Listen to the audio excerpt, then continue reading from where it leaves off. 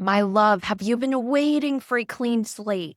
Have you been wondering, when am I going to feel free and open and inspired? If that is you, I have good news. It's going to be March, and I'm so excited for all of us.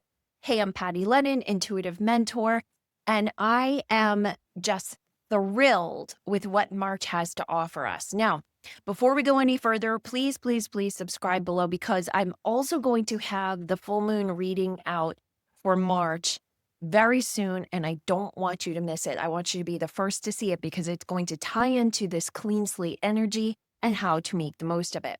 All right. So back when I did the month-to-month predictions using Oracle cards for the year, this was our card for March. Animal ally. And specifically within this card was the message of be able and free to follow your instincts and choosing for yourself, and being able to choose in a way that both honored the self and the community at large. So that is a yes, yes, yes, yes, yes. And what I had shared last week, and if you didn't watch it, I'll drop that link below, was that what I was seeing was March 3rd was really going to be a very potent day, a threshold day, and that matched up with the full moon. So just know March 3rd, to me, is really the beginning of this energy that I'm going to be talking to you about. I also shared in the energy predictions that I saw March was going to be a time for you to really have the ability to dream new dreams, dream big dreams. And the question that I put to you back in December for March to be asking yourself is, what does a good life look like to me? And I bring that question home to you again. Write it down. What does a good life look like to me? In fact, drop us a message below. Drop me a message below. I want to hear, what does a good life look like for you? Claim it, speak it, speaking it, putting it out there. That is going to be really powerful work in March. Also, what I've been hearing from a number of people right now is that you feel tired, you feel stuck, you feel unmotivated, you don't want to get out of bed. And if you're watching this when it drops, you may still be feeling a bit of that energy. And I do want to assure you, it is absolutely going to be shifting. In fact, you should be feeling the shift already. I know I am at the time that I'm recording this, which I did wait until I recorded this on the Lunar New Year, because I did want to be inside the energy of this new year that is bringing in this fire force energy, because this fire force energy is going to reward courage. It's going to reward taking action on ideas. It's going to reward putting yourself in a position to have the life you want and to be following the dreams that you desire. Now, I do want to just give you one little cautionary message, which is that as much as the fire horse energy will reward what I just shared, it will also work against things like indecision or dragging your feet or living your life of fear. And I have total love and compassion that so many people are in that state right now. I just want to assure you that you have resources in spirit to help you move out of fear, move into inspiration, move into love. And please be asking spirit for that help. And certainly be dropping a comment below if you need my help with that, because I want you to access the rewards of this fire horse energy. I want you to access the rewards of this March clean slate. All right, so now I said we're getting a clean slate. I saw it when I did the predictions in December for the year. And what's really interesting is March is the one month that when I started getting the predictions as early as September, straight through until now, when I'm giving them to you now, March never shifted, whereas all the other months have been shifting and changing. That was one of the big messages for this year, was shifting sands, that timelines would be moving, timelines would be shifting.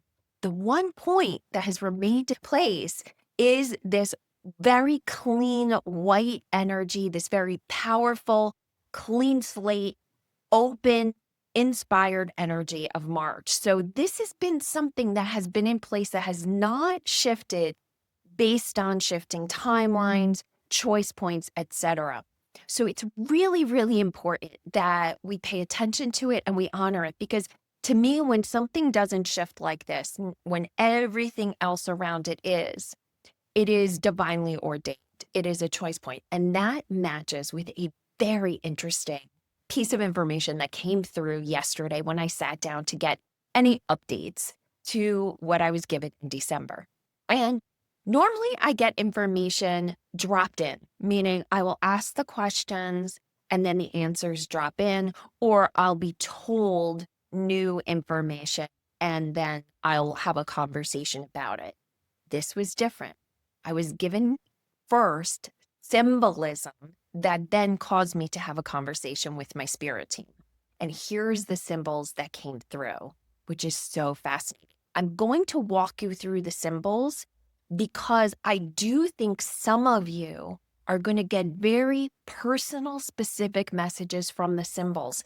And I want you to trust the messages you get for yourself over me and the ones I give everyone. I think the messages I got are going to apply to everyone, but I think the messages you get are going to be nuanced in the symbolism.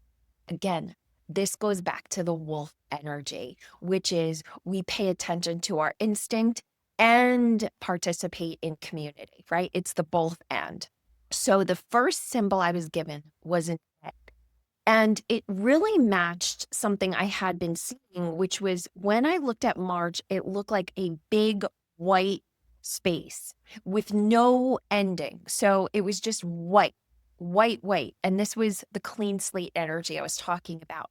When I saw the egg was pure white. And immediately I felt fresh start, new beginnings, and fertility. The next thing, though, that happened, which was so fascinating, was all of a sudden the egg was inside of a landscape. And I couldn't quite make out the landscape yet, but I understood that it was somewhere. And the egg cracked open and out jumped a baby lizard, a cartoon baby lizard. And I say a cartoon because it was very playful. It was excited to pop out. There was no messy birth energy, okay? And then in the distance, a skyline appeared, a city skyline. And then a few things happened from there. First, the baby lizard just looked up and looked around and was just taking it all in. And the message I got was that this will be a reset of our fear brains. So if you've never heard this term before, it's one I use pretty regularly, and that is our lizard brain. It is the fear brain. It's the amygdala. It is the part of our brain that did evolve from reptilian days. Like it is the reptilian brain. So the lizard brain. The lizard brain is going to get a rebirth. And to me, this is the most exciting possibility, because what I'm being shown is that in March, what will happen is we will have a window of time with which to program our fear responses. Now, I don't think that this is going to be that we are suddenly free of the fight or flight response. We're suddenly free of all of our stress responses. But we are going to be held in this space where we will have the opportunity to program it with what we put into it. Why that's so important is just notice what you are putting into your brain by way of what you're telling yourself, by what you're watching and reading and consuming in media, by the people you're speaking to, by the conversations you're a part of, and all that you're playing with in and around you. Because this is a brand new baby energy, which means it can take in new information. It can take in new ideas. And where I feel like this will really be powerful is when you talk about fire force energy, rewarding courage and rewarding action. And we've got this clean slate energy, which, by the way, what I was given was this is not the month where you start making very detailed plans and taking action on lots of details. This is visionary energy. So this is about taking a step back and really looking at the question, what does a good life look like for you? And then start thinking through what are the changes that need to be made, if any, to build and expand on that vision, or what are the things you need to do more of to build and expand on that vision. For instance, maybe you're already getting out in nature a couple of times a week and you really want to amplify that. You want that to be a daily occurrence, right? That could be a more thing. Alternatively, you're not getting out a lot, maybe because of weather, maybe because of some other circumstance, and you're really going to work on bringing that into your life. So that could be the way that that might play out. So you've got this beautiful space, this clean slate, and you get to control it and amplify it and build it and direct it based on the actions you take. And the actions being thinking or considering what a great life looks like for you and what you do for work. And I will get to that in a minute. But I want to finish this one piece of it, and then I'll talk about where I think careers coming in, especially if you are an entrepreneur, identify as an entrepreneur or an artist. I think this is going to be super juicy energy for you because it's something that happened to that little lizard. So we've got this opportunity where a lot of the old programming is going to have a suspension to it, and we can tweak what's going on back there in that fear brain. I think that will be different for each of you. And if you have questions about what that might look like, for sure, share them below and I'm happy to answer them. Now, what happened right after the little lizard started looking around and he was super happy, which your lizard brain is not usually happy because it's pretty much waiting to be eaten. And it's always searching environment for where is it at risk. This one was very playful, very happy. And then it put a suit on, a business suit, and it turned around and it was facing me. And then behind it was the skyline. It turned around and then started looking at the skyline and looking back and looking at the skyline. And between it and the skyline was a body of water. Now, I think that symbolism for some of you is going to be very specific to your careers, because this to me sounds like March is going to hold a lot of energy for you to make new choices about your work and your career. If you've been in this fixed state thinking, which I've seen for a lot of people, they know they want something to change, but they look around and they just can't make sense of how it could work. Maybe you're locked into a corporate career because your budget requires you to have the benefits or the consistent income or whatever it is that you think that gives you. Or maybe you're running your business in a certain way, and as much as you want to shift and change, you can't quite figure out how you get out of doing what you're already doing. March is going to hold a beautiful reset for any of you that are in those situations. And so the lizard had that business suit on, and it would go on and off, like almost like it would disappear and come back on. And to me, it felt very much like it was choosing an identity. And so this isn't just going to be about what does a good life look like for you, but really owning what is the identity that you've been holding on to that maybe just doesn't fit you anymore. And knowing that, as I watched this lizard, it wasn't any less happy or not happy when it had the suit on. It was trying to feel into what was right. So this is not a judgment for anyone that's choosing a corporate career or choosing a career that would include a business suit. This is about understanding that really what is it that feels the most authentic to you? What is the identity that feels the most authentic to you? That being said, it did give me very specific information. And again, I offer you the symbolism I'm seeing because if you find something in there that feels different for you, I want you to trust it. But I am, of course, bringing my own personal experiences to this conversation with spirit. So when it's using symbolism with me, it's using it very specifically, right? My past life was as a banker, and I worked for a global bank that was based out of Manhattan. And so that skyline, that viewpoint of being across the water, which always is the way that, there's a joke when I grew up is, bridge and tunnel people, which are people have to cross a bridge or a tunnel to get into Manhattan. So there's the idea of being, are you in it or are you not in it, right? And that to me is what that water symbolizes. And the skyline did not necessarily look good or bad, but to me, it does feel very much attached to a lot of the way that money systems work. We know there's a lot of money system energy that was birthed out of Manhattan. I've said this before, money systems are going to be disassembled from an energetic, spiritual perspective. Doesn't mean money's going away, and it doesn't mean that this is going to happen this year. But there is a restructuring that's happening that is divinely ordered because the structures no longer support where humanity is going. Do I know what that means? I do not. I've talked about in the predictions what I think some of that is going to look like. But I think for you specifically, and for me specifically, personally, is for us to decide, where are we putting our attention or our faith into something that should be a neutral experience? By that, I mean not following a consumerism or a capitalism energy that is making us think that something will be safe because it's a big structure or it's a big corporation or it's been around for a long time.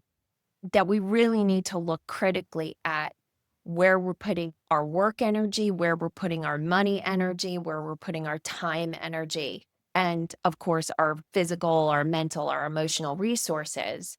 And again, that's going to be different for every person. I think we need to look critically at all of it. Now, again, that lizard was in a very playful energy. So as much as I say critically, do it from a lighthearted way. And the word that's coming through, and actually had come through when I was getting the predictions, is your greatest asset in March will be curiosity. It will be staying curious about what is possible. Just knowing when I say taking action and building, like having visions and having ideas, I'm not talking about you have to like sword in the sand, I mean, or just whatever, stake in the sand.